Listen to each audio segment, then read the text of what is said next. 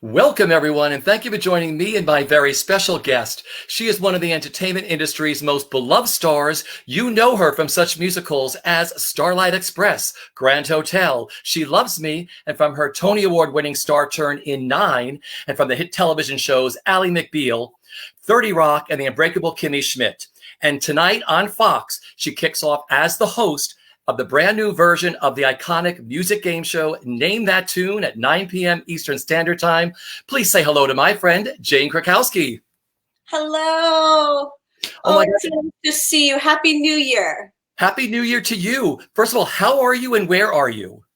I am here in New York City. I'm doing very well. I thought I'd wear a little sparkle because I have new hope for the new year. I love this. Tonight you kick off as the host of the brand new rebooted version of one of my all-time favorite television game shows, Name That Tune. Jane, how excited are you? I'm very excited. I kind of can't believe it's coming out tonight already because 2 weeks ago I was in Australia filming it. So it was a very quick turnaround. It was one of those shows that I watched in my childhood home and always played along with and loved.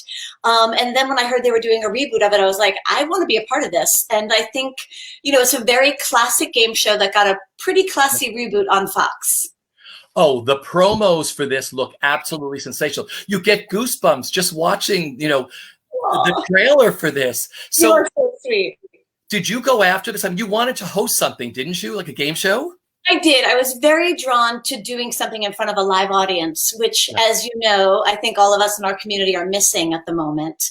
And so, yeah, I was looking for something that it would be filmed in front of a live audience. And when I heard that Name That Tune was around, I was like, well, wait, my musical background, I love that game. I know it really well from my childhood. And they all sort of just came together. And that was the reason we had to go to Australia, was because of the coronavirus. We couldn't have a live audience or a live band and live singers, which are all the elements that make Name That Tune, and especially make this remake. So we were able to go to Australia and we could have live audiences at every taping of the show. We have an amazing live band, 4 live singers. And even though I'm not contractually supposed to be singing, there are many moments when I join in with them just because I couldn't resist. I love it. So you're also one of the La La girls. A La La girl. It is because I'm friends with Kathy Lee, and Kathy Lee was a La La girl. I sort of always, I think I prefer girl singer over La La girl. I don't know, because I guess they called them La La girls because they couldn't sing any of the lyric or it would give it away back in the day. So I think La La girl's hilarious. But Rosemary Clooney was a girl singer, right? Yeah. Love that too. You know what? You could call me whatever you want, frankly. Just watch Name That Tune tonight at 9. No, I love it. So you're also sharing the spotlight with the great Randy Jackson, who is your band leader. What's it been like working with Randy? Oh, well, we have become really good friends this process. I didn't know him personally, obviously a fan, and he comes along with such legend at Fox. So I was thrilled to partner up with him. He's so smart. I was so impressed with how smart he is, how precise he is. We sort of come from... this is going to sound like a Jenna backdoor brag, but we come from the same world where we like to practice, we like to rehearse, we like to know our stuff.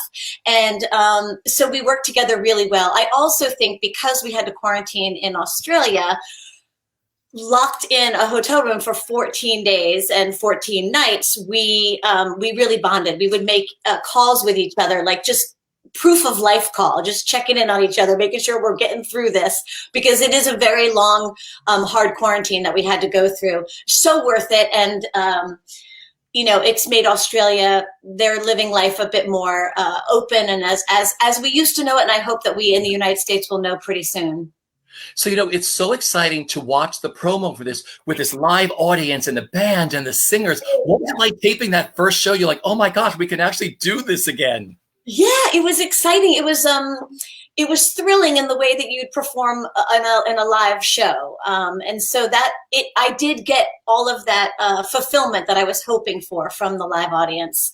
And the audience, the audiences in Australia didn't know Name That Tune. They've never had Name That Tune there. So we were sort of exposing them to it for the first time. And, you know, when we get to the iconic bit a note where they say, I can name it in 3 notes, I can name it 2 notes, I can name it in 1 note, they were going crazy because they'd never seen it before. But super fun. And the show has got a lot of, we've added a few new games, but the most iconic parts, like Bit a Note and the Golden Medley, are the same. So, and like the original game, we never show any answers on the screen, so you can play along the whole time, which is something I enjoy in a game show.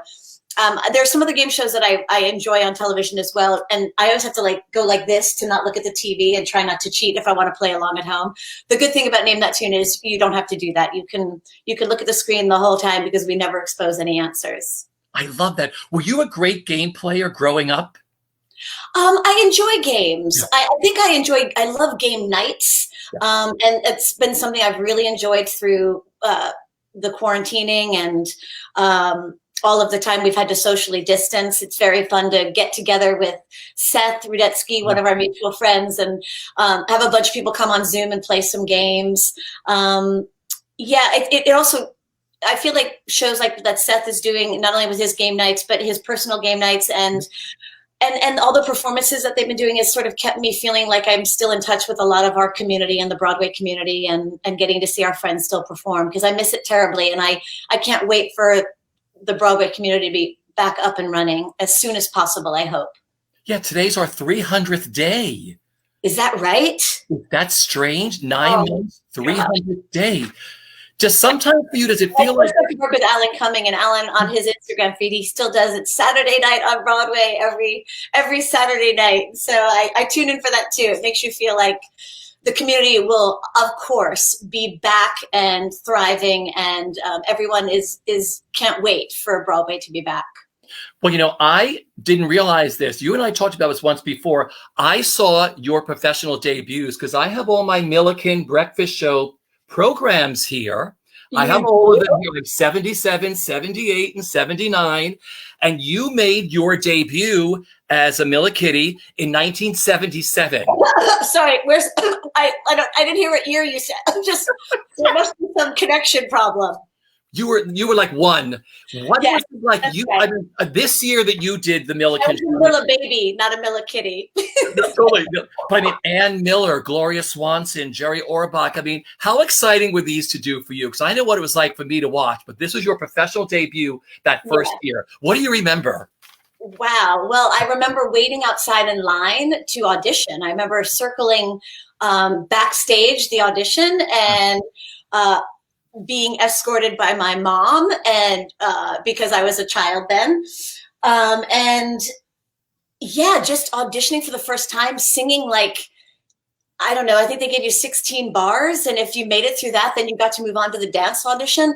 But so it was really, I guess, my whole first experience of trying to be in show business, luckily getting in, and then not realizing at a young age what legends we were working with. Like, my parents obviously told me, but it was not knowing the weight of doing, I did a scene with Gloria Swanson. That makes me seem really old, but she was like, you know, really old. So, and I tapped with Donald O'Connor in these Milliken breakfast shows, and Anne Miller was in them. She tapped, I didn't get to tap with her. Ginger Rogers was in it, one of my like idols. And so I mean, as all of these people are, because they were from another whole era of show business. But it was, I think, daunting as a kid, but because I really didn't know their legendary status to the level that my parents did, or maybe some of the adults in the show did, you're sort of just like, okay, let's do our thing, Donald. Let's like tap our song. I don't know. It's funny. It was also, they were directed by Michael Bennett, and then Graciela Danielle took over.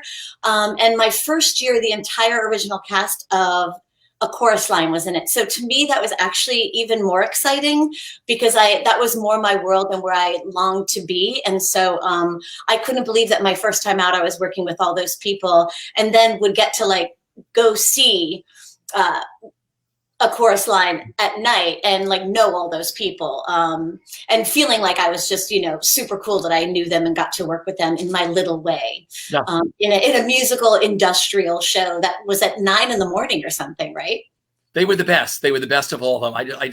We went 3 years in a row, and I was like, wow, those were the best. So many people were supposed to make their Broadway debuts this spring, and then the pandemic came. And I hope when Broadway comes back bigger and better than ever, they'll have that opportunity. Yours was in Starlight Express on roller skates as the dining car. Do you remember your opening night in that? Oh my gosh. Opening night per se, I'm not sure if I remember all the fanfare or like the opening night party, but that experience meant so much to me. And I remember more the trials and tribulations of being on roller skates on Broadway. I remember how long the training process was. I remember that we used to go down to Westbeth to learn how to do tricks, and they literally pad our bodies with foam. Like we'd put foam in our dance pants. So if we could fall 25 times that day and not be completely bruised and could come back to rehearsal the next day.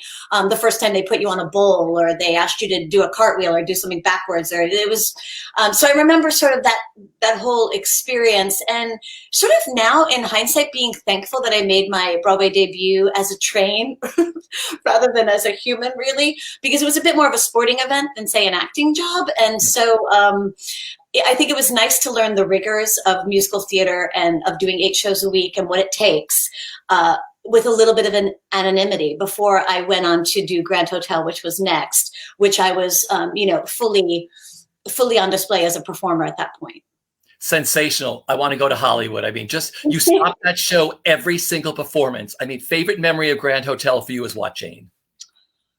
The whole process of the incredibly creative process it was with Tommy Tune, of creating it, of making it, of going to Boston and performing with 2 of my most beloved friends, Michael Jeter and David Carroll.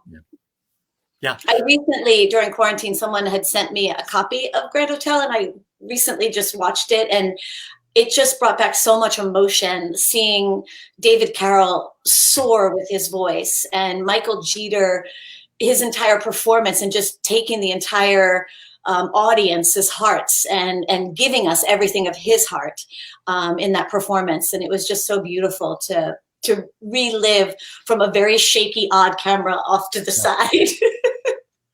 What about your Tony Award winning star turn in 9 as Carla?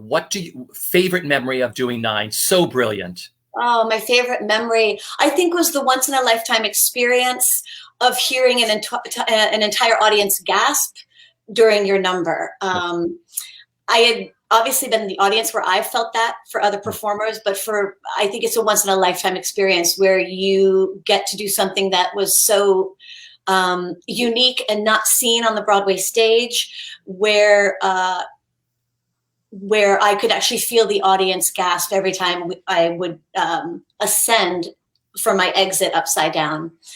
It was an incredible experience, but the whole experience was so wonderful. I had been doing a TV show in LA for a bunch of years that I was lucky enough to be on, a show called Ally McBeal that took me away from New York, but then 9 brought me back.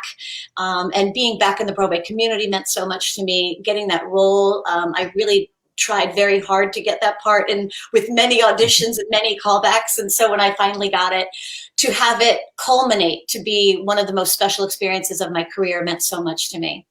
And then you had Alona in She Loves Me, that beautiful production. I mean, what'd you love the most?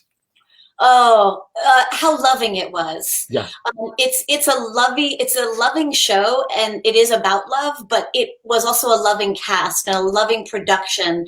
How close I've stayed friends with many of its creators, with Scott Ellis, with Warren Carlyle, with David Rockwell, and of course the cast members. But I've stayed very good friends with all of them. I think it was a show that will live in my heart, and I've taken those people as true, deep friends that continue on in my life with me too now. One of my final questions is, you've had so many hit television shows between Ally McBeal, 30 Rock, The Unbreakable Kimmy Schmidt, and a lot of these people have come to see you on stage, maybe having never gone to see something live, and they went because of you, and you changed it for them. And they're like, wow, this is what live theater does. What does that mean to you? it means the world to me. I also love when people know me as a character on TV and don't know that I actually do that. And then they come see a Broadway show and they're like, wow, we had no idea. That means so much. But it means more of getting new audience members to the theater. I think that's in the bigger picture, that's the more important part. And I love when I, as a child who grew up in New Jersey, would come and wait on the tickets line for every show I could. If I couldn't afford to buy the ticket at the box office, so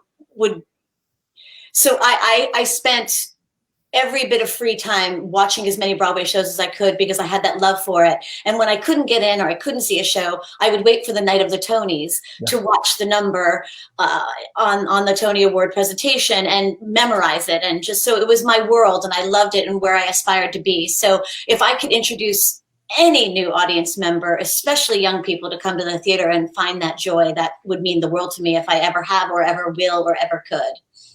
Well, my final question is, what are you looking forward to the most with tonight's kickoff, the premiere of Name That Tune? Oh, I just hope people enjoy it. I hope they have fun with me and Randy. The show is equal parts of entertainment as it is a game show. And so I hope people just come along for the fun ride that we were trying to present and make for everyone and enjoy the game. Well, Name That Tune kicks off tonight at 9 p.m. Eastern Standard Time on Fox. It is absolutely sensational. We're going to close out with a clip from the show. Jane, I thank you from the bottom of my heart. I know it's a busy day for you. I miss you, my love. You look stunning. Thank you. Oh, I love you so much, and I'm glad you're well and healthy, and I can't wait to see us all back on Broadway in the new year. Congratulations. Enjoy Name That Tune. I can name that tune in 5, 4, 3, 2, in one note. Is the correct answer! Is Jane Krakowski the new host of Name That Tune? You bet your bottom dollar. It's the new Name That Tune, baby. We're bringing it back. These contestants go head to head, trying to name tunes being played live by Randy and the band. You at home with your family can all play at the same time. Barbie Girl is correct. They're also going to love the music, how the genres have changed and shifted. Classic 70s, 80s, 90s tunes. Also some of the biggest hits. Drop It Like It's Hot. Snoop Dogg! The show where the more songs you know, the more cash you can win. And she just added $25,000 to her bank. Keep it coming, keep it coming. Fans are going to love the updated games. First up, it's Spin Me Round. Let's play title track. We make music and you make money. I can name that tune in one note. Right Here Waiting. Correct by Richard Lewis. Oh my God. Anything's possible with this show. That's what's so great about it. Live music and a live audience. And me as host, who doesn't want to have that rebooted?